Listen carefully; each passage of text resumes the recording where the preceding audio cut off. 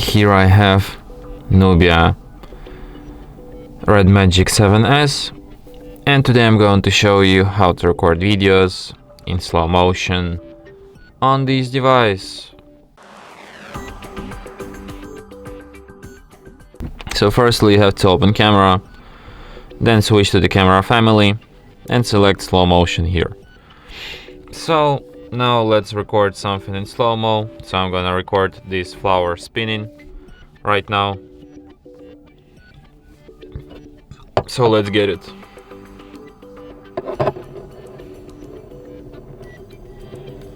Okay, we have it. And now let's check it out.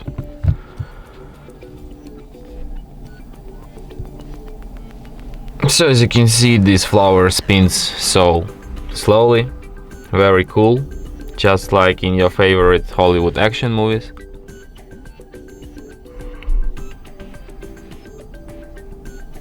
I like it. And that's it.